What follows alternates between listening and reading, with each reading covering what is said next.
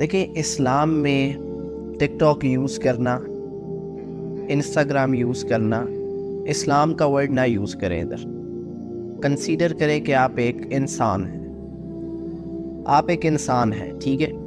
تو آپ کو اللہ نے پیدا کیا اور اللہ نے پھر آپ کو ایک کتاب دی، ہدی للناس، آپ کی ہدایت کے لیے، گائیڈنس کہ آپ نے زندگی کیسے گزارنی ہے. اب اللہ نے آپ کو پیدا کیا، آپ اللہ کے سرونٹ ہو، تو آپ نے وہی کرنا ہے جو کہ اللہ نے کہا ہے. اللہ نے کیا آپ کو کہا ہے؟ اللہ نے وہی کہا ہے جو آپ کے لیے بہتر ہے.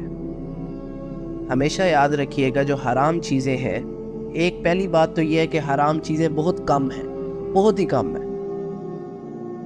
حرام چیزیں چند ہیں، حلال بہت زیادہ ہیں. اب ہم نے انہیں حرام کیسے بنا دی ہے؟ حرام اور حلال کا کانسیپٹ یہ ہے کہ حرام چیزیں جن سے اللہ نے منع کیا ہے وہ ہمارے لیے ہی نقصان دہ ہیں. فار ایگزامپل سب سے بڑی مثال لے لیں میوزک سب سے بڑی مثال ہے جس کو حرام کہا جاتا ہے اور جو سب سے کامن ہے.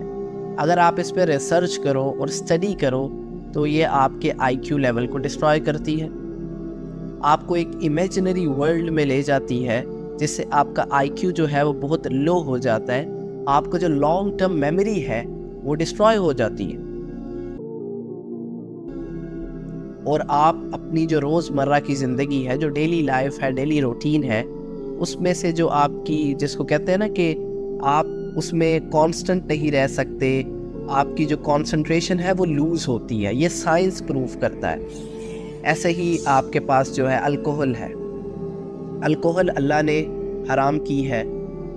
اب آپ الکوہل پہ سائنٹیفک ریسرچ کریں. الکوہل جو ہے اس کے فائدے چند ہیں، 1 سے 2، لیکن سائنٹسٹ کہتے ہیں اس کے نقصانات زیادہ ہیں.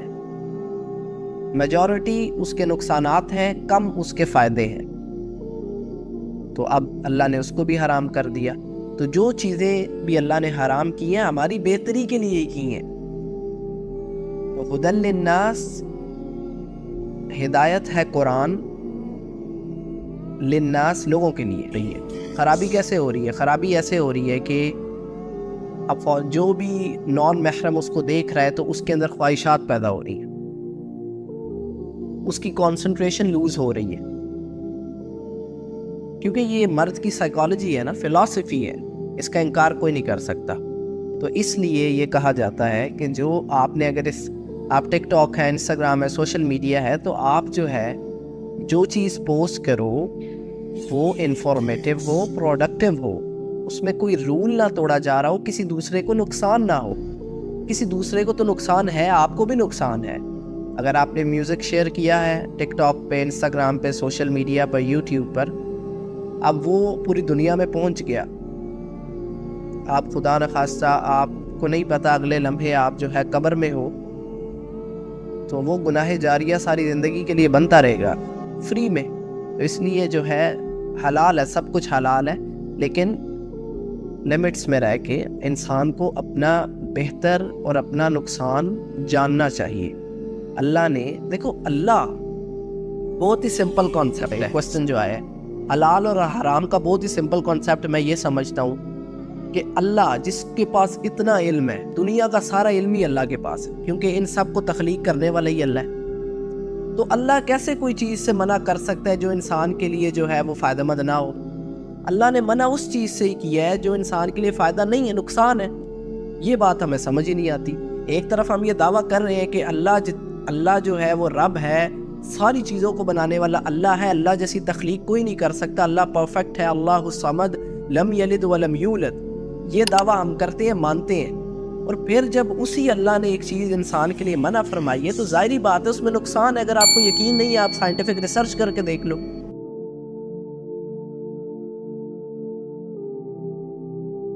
یہ جو لبرلز ہیں نا، یہ جو بہت ہی زیادہ ذہین لوگ ہیں، بہت ہی ایجوکیٹڈ لوگ ہیں، جو کہ اسلام کو یا اللہ کو کم تر سمجھتے ہیں، نعوذ باللہ، یہ ان کے لیے بہت بڑی بات کی ہے میں نے کہ اللہ کو ایک جگہ تم یہ مانتے ہو. کافر بھی کہتا ہے کہ اللہ جیسا کوئی نہیں ہے. کافر نے آج تک میرے جیسا انسان کیوں نہیں بنا پایا؟ جتنی مرضی ترقی کر لے کافر جو ہے، وہ میرا ایک ہاتھ نہیں بنا پایا، ایک آنکھ نہیں بنا پایا، انسان جیسا کچھ نہیں بنا پایا، ایک کیڑا مکوڑا نہیں بنا پایا، قرآن کی ایک آیت نہیں لے کے آ پایا. اللہ نے کہا نا جنوں انسانوں جاؤ ایک آیت بھی قرآن کی لے آؤ ایسی بنا کے جیسے قرآن ہے، نہیں لے کے آ پائے۔ پھر جو ہے وہ ان کو یہ چیز بھی ایکسیپٹ کرنی چاہیے کہ اللہ جو ہے جو اتنا پرفیکٹ ہے وہ کسی ایسی چیز سے منع کیوں نہیں کر رہا ہے کیونکہ وہ انسان کے لیے نقصان دہ۔ اور میں آپ کو سب سے بڑی مثال دیتا ہوں، سب سے بڑی مثال یہ آپ سوشل میڈیا والا، اس میں جو سب سے بڑا مسئلہ جو ہے یہ boy friend girl friend culture جو اسی سے جنم لیتا ہے، جیسے کہہ لیں میوزک، بے حیائی اور امورالٹی، اسی سے یہ پیدا ہوتا ہے۔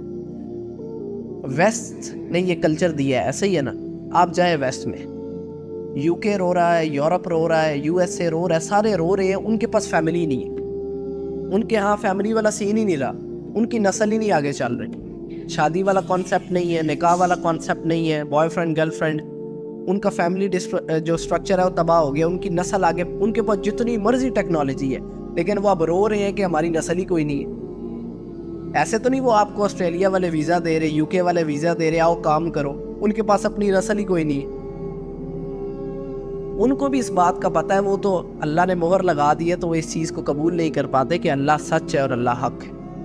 تو اللہ نے جس چیز سے منع کیا ہے، اللہ جو ہے اس کے پاس سب سے زیادہ جو ہے وہ وَلَا يُحِيطُونَ بِشَيْءٍ مِّنْ عِلْمِهِ إِلَّا بِمَا شَاءَ۔ آیت الکرسی پڑھتے ہو، بار بار یہ آیت پڑھتے ہو، اس کا ترجمہ بھی پڑھ لو، اس کی ایکسپلینیشن بھی پڑھ لو کہ اللہ کے پاس وَلَا يُحِيطُونَ بِشَيْءٍ مِّنْ عِلْمِهِ إِلَّا بِمَا شَاءَ، اتنا علم ہے۔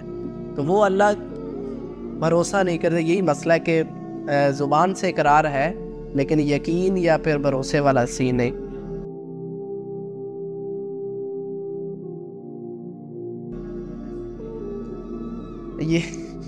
یہ تو یقین بھروسہ جو اپنے آپ پر ہے، یہ تو پھر وہ فرعون والی بات ہوگی۔